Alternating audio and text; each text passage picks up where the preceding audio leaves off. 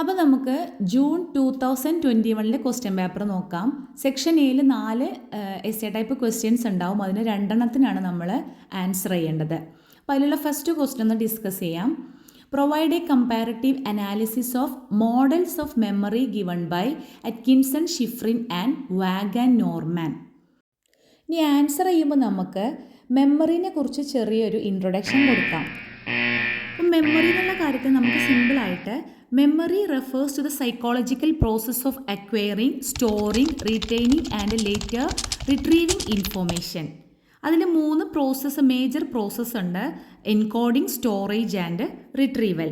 ഇതിൽ നമുക്ക് കുറച്ചും കൂടെ എക്സ്പാൻഡ് ചെയ്തിട്ട് എന്തെങ്കിലുമൊക്കെ കാര്യങ്ങൾ എഴുതി വയ്ക്കാം.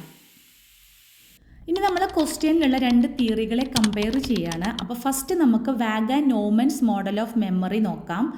ഇത് നമ്മുടെ ബ്ലോക്ക് 1 യൂണിറ്റ് 4 വരുന്നത്. വാഗൻ Norman's model of primary and secondary memory. അതിൽ തന്നിട്ടുണ്ട് വാഗൻ Norman developed 1965 the first modern behavioural model to travel down memory lane. വാഗൻ നോർമാൻ്റെ തിയറി എന്ന് പറഞ്ഞാൽ ഡ്യുവലിസ്റ്റിക് ആണ്. അതിൽ primary memory and secondary memory എന്നുള്ള 2 കാര്യങ്ങളാണ് അവർ ഡിസ്കസ് ചെയ്യുന്നത്. അപ്പോൾ നമ്മൾക്ക് ഈ തിയറി കുറച്ചുകൂടെ സിമ്പിളായിട്ട് മനസ്സിലാവണമെങ്കിൽ ടെക്സ്റ്റ് ബുക്കിലുള്ള ഈ ഫിഗർ ഒന്ന് ഓർത്ത് വെക്കുക. അതിൽ stimulus, primary memory, secondary memory, rehearsal, forgotten, ഇങ്ങനെ കുറച്ച് കാര്യങ്ങൾ കൊടുത്തിട്ടുണ്ട്. അപ്പോൾ നമുക്കൊരു സ്റ്റിമുലസ് കിട്ടുമ്പോൾ അത് പ്രൈമറി മെമ്മറിയിലേക്ക് വരികയും കുറച്ച് കഴിയുമ്പോൾ അത് ഫോർഗോട്ടൺ ആയി പോവുകയും ചെയ്യും. പക്ഷേ നമുക്ക് റിഹേഴ്സൽ കിട്ടുകയാണെങ്കിൽ അത് സെക്കൻഡറി മെമ്മറിയിലേക്ക് വന്ന് അത് ലോങ് ടേം മെമ്മറി ആയിട്ട് അവിടെ സ്റ്റോർ ആവുകയും ചെയ്യുന്നു എന്നുള്ളതാണ് ഈ തിയറി പ്രകാരം പറയുന്നത്. പിന്നെ ഇവിടെ 2 എക്സാമ്പിൾസ് കൊടുത്തിട്ടുള്ളത് 2 ടൈപ്പ് എക്സ്പെരിമെൻ്റ് ആണ്. ഒന്നാമത്തത് നമുക്ക് കുറച്ച് ഡിജിറ്റ്സ് തരും, അതായത് 16 ഡിജിറ്റോളം തരുന്നുണ്ട്. അപ്പോൾ അതിൽ ഓരോ ഡിജിറ്റ് ഓരോ മിനിറ്റ് വീതം എടുത്തിട്ട് നമ്മളതിനെ റീഡ് ചെയ്തുകൊണ്ടിരിക്കണം. രണ്ടാമത്തെ കാര്യത്തിൽ 4 ഡിജിറ്റ് വീതം ഒരു മിനിറ്റിൽ നമ്മൾ ചെയ്തുകൊണ്ടിരിക്കണം. അപ്പോൾ ഇവിടെ നോക്കുന്നത് എന്താണെന്ന് വെച്ചാൽ DK മൂലമാണോ അല്ലെങ്കിൽ ഇൻ്റർഫിയറൻസ് മൂലമാണോ ഫോർഗോട്ടൺ സംഭവിക്കുന്നത് എന്നുള്ളതാണ്. പക്ഷേ രണ്ടിൻ്റെയും ഫോർഗോട്ടായി പോകുന്ന സമയം ഒരേ സമയമായതുകൊണ്ട് DKയേക്കാൾ കൂടുതൽ ഇൻ്റർഫിയറൻസ് ആണ് മറന്നു പോകാനുള്ള കാരണം എന്നാണ് വാഗൻ നോർമാൻ്റെ തിയറി പ്രകാരം പറയുന്നത്. പിന്നെ വേറൊരു കാര്യം കൂടി അവർ പറയുന്നത്, നമ്മളിപ്പോൾ ഒരാളോട് സംസാരിച്ചുകൊണ്ടിരിക്കുകയാണെങ്കിൽ ലാസ്റ്റ് പറഞ്ഞ സെൻറ്റൻസ് നമ്മൾ വളരെ കൃത്യമായി കേട്ടിട്ടുണ്ടെങ്കിൽ അത് മാത്രം നമ്മളുടെ മൈൻഡിൽ പിന്നെ നമുക്ക് അതേപോലെ പറയാൻ വേണ്ടി സാധിക്കും. പക്ഷേ നമുക്ക് വീണ്ടും വീണ്ടും നമ്മൾ റിഹേഴ്സ് ചെയ്തുകൊണ്ടിരിക്കുകയാണെങ്കിൽ അത് നമുക്ക് ലോങ് ടേം മെമ്മറിയിലേക്ക് പോകും, അല്ലെങ്കിൽ അത് ഷോർട്ട് ടേം ആയിട്ട് ഫോർഗോട്ടൺ ആയി പോകാനുള്ള ചാൻസ് ഉണ്ട്. ഇത്രയുമാണ് വാഗൻ നോർമാൻ്റെ തിയറി ഓഫ് മെമ്മറിയിൽ പറയണത്. അടുത്ത തിയറിയാണ് Atkinson Shiffrin model of memory. Atkinson, Shiffrin എന്ന് പറയുന്ന 2 പേരാണ് 1968 ഡെവലപ്പ് ചെയ്തത്. അത് പ്രകാരം once information enters the brain it must be either stored or maintained. ഇതിൽ 3 പ്രധാനപ്പെട്ട കാര്യങ്ങളാണ് അവർ പറയുന്നത്: sensory memory, short term memory and long term memory. ഇത് 3 എന്താണ് നമുക്ക് കുറച്ച് ഡീറ്റെയിൽ ആയിട്ട് നോക്കാം. ഇതിൽ സെൻസറി മെമ്മറി എന്താണെന്ന് നമ്മുടെ ക്വസ്റ്റ്യൻ പേപ്പറിൽ ഷോർട്ട് ആൻസർ ആയിട്ട് ചോദിച്ചിട്ടുണ്ട്. അത് ഞാൻ നമ്മുടെ ചാനലിൻ്റെ ഷോർട്സിൽ ഇടാം കേട്ടോ, യൂട്യൂബ് ഷോർട്സിൽ ഇടാം കേട്ടോ. അപ്പോൾ നമുക്ക് ഫസ്റ്റ് എന്താണ് സെൻസറി മെമ്മറി നോക്കാം. സെൻസറി മെമ്മറി എന്ന് പറഞ്ഞിട്ടുണ്ടെങ്കിൽ ഫസ്റ്റ് സ്റ്റേജ് ഓഫ് മെമ്മറിയാണ്. Information passes through the senses. നമ്മുടെ കാഴ്ച, കേൾവി, സ്പർശനം, അങ്ങനത്തെ സംഭവങ്ങളിൽ 5 അതിലൂടെ വരുന്ന ഇൻഫർമേഷൻസ് ആണ് സെൻസറി മെമ്മറിയിലേക്ക് വരുന്നത്. ഇതിന് ലിമിറ്റഡ് ഡ്യൂറേഷൻ ആയിരിക്കും, കുറച്ച് സമയം മാത്രമേ ഇത് നിലനിൽക്കുള്ളൂ.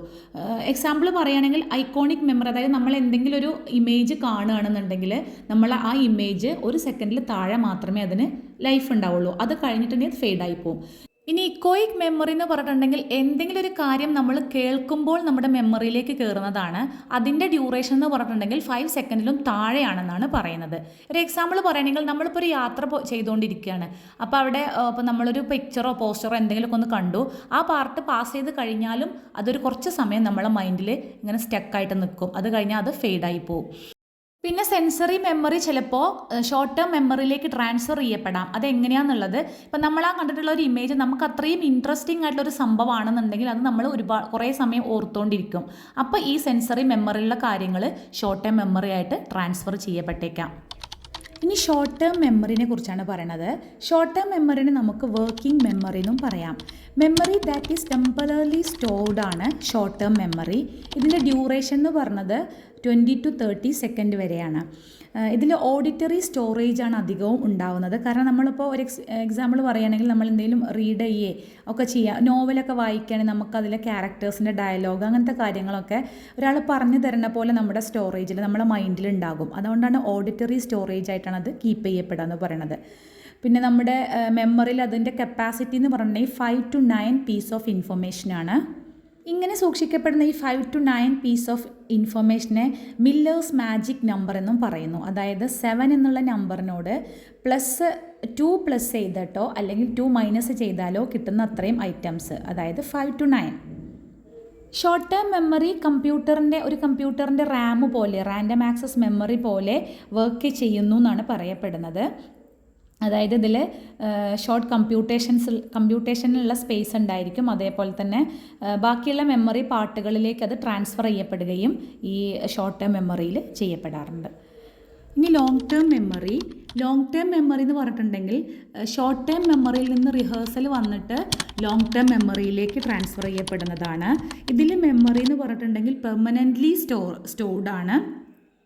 ഇൻഫർമേഷൻസ് ഒക്കെ സ്റ്റോർ ചെയ്യപ്പെടുന്നത് on the basis of meaning and importance വെച്ചിട്ടാണ്. ഇതിൻ്റെ കപ്പാസിറ്റി എന്ന് പറയുന്നത് അൺലിമിറ്റഡ് ആയിരിക്കും. ഡ്യൂറേഷൻ എന്ന് പറയുന്നത് ലൈഫ് ലോങ് അല്ലെങ്കിൽ ലോങ് ടേം ആയിട്ട് ആണ് ലോങ് ടേം മെമ്മറിയിൽ കാണാനുള്ളത്. അപ്പോൾ ഇത്രയുമാണ് ഈ ക്വസ്റ്റ്യൻ്റെ answer. Thank you for watching.